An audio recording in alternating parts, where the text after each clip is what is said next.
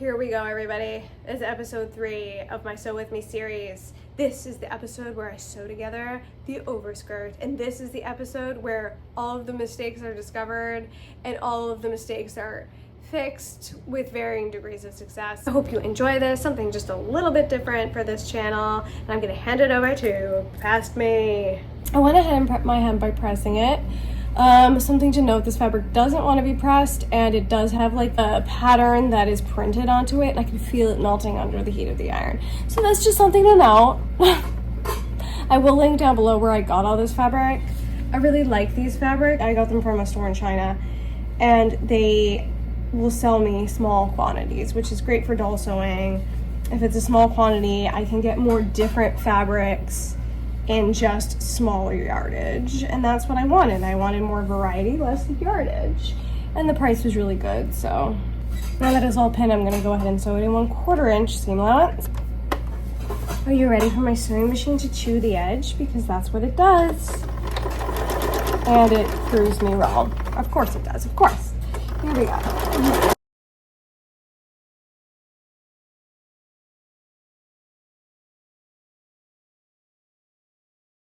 Chewed neither edge this time. What a delight. Take these pins out because they'll be flinging everywhere. If I were sewing at work, I'd leave the pins in and let them fling everywhere. But because of my dog, I don't need pins on the floor. The next step is gathering, so I'm gonna set my stitch length to 4 and go ahead and do a gathering stitch at 1/8, like I did, exactly like I did in the last skirt. This one's almost identical sewing wise to the last skirt, except it's a little bit easier.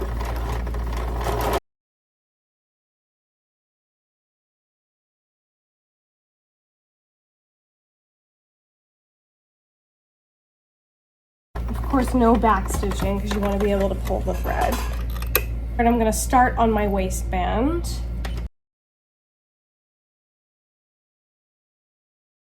Here's where I discover I made the mistake that would ruin the project. I really should have recut the waistband to the right length. I actually don't think I added enough seam allowance to this. I'm gonna remeasure it. I'm trying to be really careful because, as I've said, my sewing machine doesn't like these tiny seam allowances, and it likes to chew them up. I don't think it's gonna look great, but that's all right. We're gonna fix it. We're gonna fix it.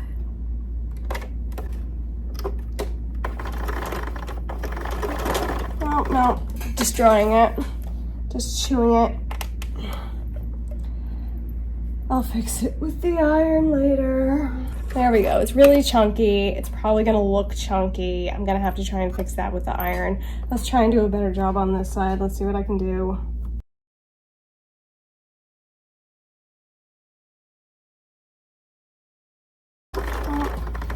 Delicious. My sewing machine had a lovely dinner of my garment. Like, really bad job. Just gonna leave it. That needs to get clipped off anyway. I'm gonna iron this one into place. I'm gonna clip these corners so I get a smoother finish. I'm gonna gather this together and we're gonna attach the pieces, and then it's basically done, other than zipping up the back.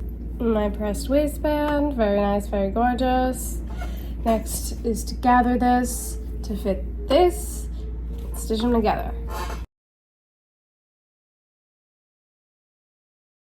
Once I'm happy with the gathering, like I did in the last skirt, I'm gonna fold these back.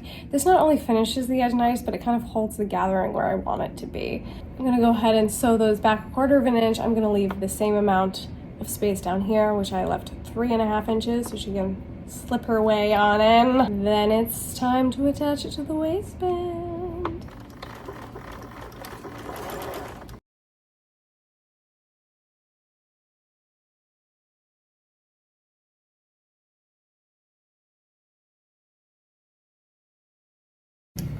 Nom nom. That's what my sewing machine says every time I stick my garments in it.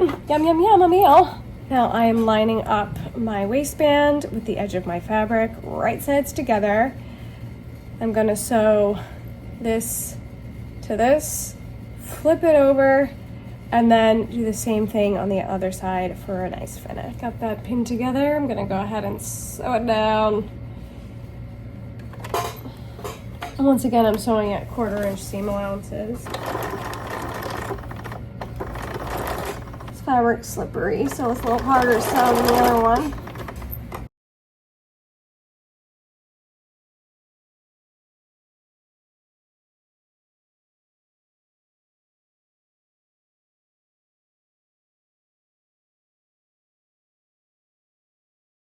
Here's what she's looking like. Some of those gathers aren't perfect, but it's okay, I don't mind. I'm gonna go actually press this into place, and I'm going to trim out some of that bulk so it lays flatter on the doll. That's one of the big issues with doll sewing in general, is like the bulk. And I find that like if I just trim down a little bit of the gathered layer, it lays flatter on the doll. So I did clip the bulk out, but I'm realizing as I try and press this into place that this is going to be one of those ones that's easier to actually just pin than press. So I am pinning this, the back of this waistband. I'm trying to hit right below the stitch line.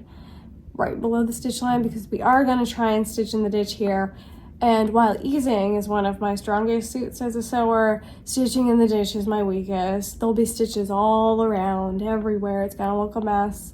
And that's what it's gonna be. So I am pinning the fabric just directly below the stitch line. So if the stitch line is there, the fabric goes directly below it. If you get the pinning right though, I mean, whether you can stitch in the ditch or not, it will work out. It might not be the prettiest, but it'll work. But you know, when you doll sew, you want to eliminate as much bulk as possible. But sometimes it's just not possible. So as you can see, you cannot see the stitch line, which is the ultimate goal. That's what the pinning should look like. I want to neaten this one up a bit. And now to sew this, I'm going to flip it over, plop it into my sewing machine, and stitch in the ditch means I'm aiming my needle for right below the waistband in this tiny little hole. And it's very difficult for me. Other people are great at it. Mine is just like a wavy line. Some of the stitching ends up on the waistband, some of it ends up below. If you're failing at the straight line, aim upwards, because you want to make sure you catch the back of that fabric. And if you miss, it's not that big of a deal. You can just hand stitch it later on. So here we go. The bane of my existence. Let me just line it up right at least. Okay, that's right in there. My needle's also too big because I don't have any of the right needles for sewing doll clothes. And it's of course immediately gonna get stuck because the feed dogs don't work. I should really buy some new ones. It's already on the waistband. Oh my god.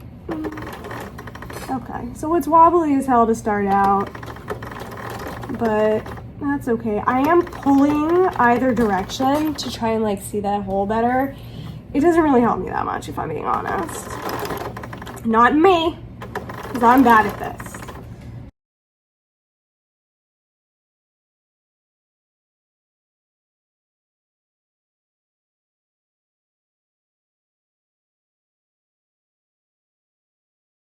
Okay, on the bright side, it did catch all the way on the other side. So that's great, that's excellent. Is it neat? No, absolutely not. As you can see here it's up on the waistband. Actually, this is kind of low, but it's still caught, so I guess that's fine. That's where it was really struggling at the beginning to start. I'm just gonna zip this up the back like I did on the last one, trying to line up the hems and the waist, which actually kind of a perfect fit this time. Wonderful, love to see it. I'm gonna go right up to that 3.5 inch mark. This is kind of fun talking into the camera. I'm like enjoying the process. The problem is like I have the day off today. I have nothing to do because I took the day off to be with my dog because she just had her teeth cleaned, and there was like a possibility that she was gonna need teeth pulled, which would have made her a little weird and a little loopy, which she didn't end up needing. But I took the day off anyway. So now I'm at home and I'm able to spend some time on this. This has been really fun for me. I've really enjoyed it. So I'm hoping I'll be able to do it again. Plus it like motivates me to actually sit down and make the outfit, you know what I mean? Sometimes it's just like not motivating. But when you're like, oh, if I film it for other people, that can be a little bit more on the motivating side. Hopefully this is helpful. I don't know if anything I'm saying is actually making any sense, but if it's not, in the end, at least you'll get to see a nice outfit, right? So there it is pinned. I feel like it looks slightly off right here, so I'm gonna fix that. You also could have hemmed this last because the hole is big enough. A lot of the time in doll sewing, you do things like the opposite direction as you would in people sewing. People sewing, generally you sew in circles. So if there's a circle to be sewn, you do it last. That's the thing. But with doll sewing, because sometimes the holes are so tiny, you can't do it that way. So you sew it first. Like a sleeve would always be done in a circular motion. But with doll sewing, you sew the sleeve in flat and then the side seams afterwards, because there's no way to fit that tiny little circular hole into the sewing machine. And this hem could have been done the proper way because it's so wide, but I just did it the doll sewing way anyway. Why not, right? I am sewing this at 1/4 inch, just like everything else. You've got a lot of leeway in these skirts because you're basically just gathering it. So your gathering sort of decides how much extra space you have. I'm just gonna clean this up a little bit. I'm gonna give it a press, and then we'll have a look at it on her, see if it fits. I'll get some closures on it, which is another characteristic of my sewing. I don't like to put closures on anything, and then they just have pins holding things together for years. But I'm going to put a closure on this so we can see the final results in the end. So here I go, I'm gonna give it a little press. So I have put the outfit on her. It doesn't fit, and I will explain to you why, and I will explain to you the fixes for the outfit. Actually, does it look like not as bad? No, it does. So as you can see, the petticoat is way too long for this skirt, and that's an easy fix because, as I was talking about before, I can put a nice little pin tuck in it, probably about a 1/2 inch pin tuck, and that'll solve the skirt problem.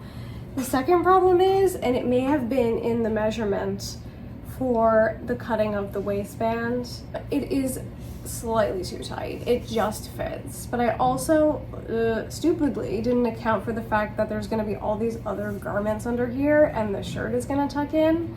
So I'm going to need to extend the waistband and the flap just a little bit, and those are also 2 simple fixes, which I'll show to you right now. So I've gone ahead and pressed this exactly where I want my pin tuck to be.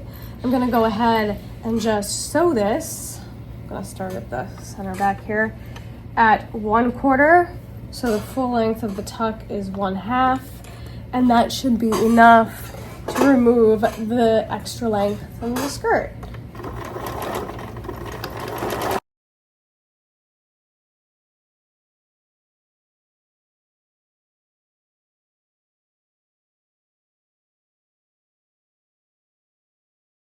This is just going to be a little bit more complicated of a fix, but not by much. I have cut a piece of fabric that is 2.5 by 4 inches. I've sewed a 1/4 seam allowance here at the top. I'm gonna turn this, well, I'm gonna clip it and then turn it, hold on. So I'm gonna clip these little corners, tidy up the seam just so it's a little bit nicer, neater. That'll help me turn it. Have a cleaner edge. So there's my piece. It does need to have a little press. I'm going to do a little zigzag stitch on this to finish off the bottom, which is a nice quick and easy way to finish an edge without really trying.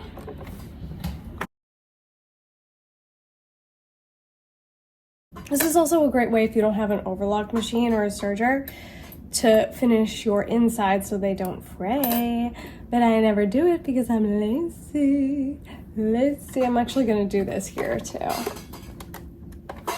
so it's nice. And on this particular skirt, because of the size issue, I'm gonna just sew this on all the way to the top. It will be seen a little bit, I think, which is sad, but you know, this is like an issue I have all the time because for some reason I like forget that clothes get tucked in, and the tucking creates a lot of bulk, and then the skirt ends up being too tight. And usually it's not this much too tight, but I think I may have messed up that waistband. No worries, everything's fixable. And remember, it's just doll clothes. My friend was telling me a story the other day where she was watching Downton Abbey, and it was like a scene in the tall grass, and Maggie Smith had a beautiful dress on, and she was watching, and all of a sudden Maggie Smith is walking through the grass, and she could tell that somebody took just a piece of tape and taped that skirt up, because, you know, she's probably tripping over the skirt. And instead of cutting like little pieces and putting it all the way around so it kept like the beautiful shape and drape, they just put one solid piece of duct tape or gaff tape or whatever it was, so it like affected the movement of the skirt, and you could literally tell. So stuff like this happens all the time. Oops, I forgot to change my stitch back. Stuff like this happens all the time in film and television, and they do a quick fix just like what I'm doing now. And for theater, you'd want them to do something that was a little bit nicer and longer lasting. But we also do quick fixes.